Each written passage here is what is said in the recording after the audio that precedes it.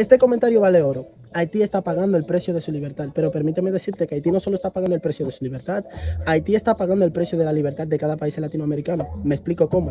Haití en ser el primer país latino y el segundo país latinoamericano y el primer país africano en lograr su independencia, luchando contra Francia, llevando a cabo la conclusión de lo que llamaban esclavitud en el mundo, gracias a una revolución que llevó a cabo en el 1804, llamado la Revolución de Esclavos Negros, encabezado por Desailly de Petion y Toussaint Louverture. Un grupo de esclavos sin armamento y sin entrenamientos militares luchó contra todo un ejército francés.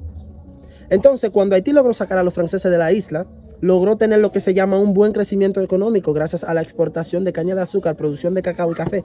Pero Francia, cuando se dio cuenta que Haití está teniendo un crecimiento, ¿qué hizo? Volvió atrás a exigir y obligar a que Haití firmara un tratado de independencia, obligándolo a pagar 150 millones de dólares durante un periodo de 5 años, pagando 30 millones cada 6 meses.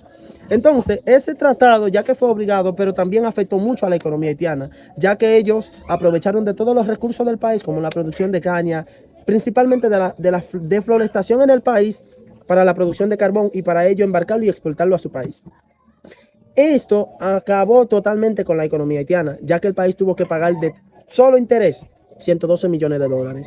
Entonces, ¿qué quiero decirle con eso a ustedes? La revolución haitiana no solo ayudó a que Haití fuera independiente, la revolución haitiana provocó la revolución de todos los países latinoamericanos para que hoy en día fueran libres e independientes.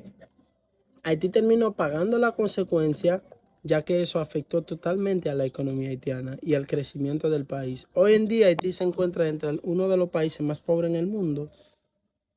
Es porque esas potencias grandes no quieren ver a Haití en un nivel más alto. Por más que dicen que van a mandar tropas, van a ayudar con una intervención militar, mentira, porque a ellos no les conviene la estabilidad de Haití. Ellos saben por qué.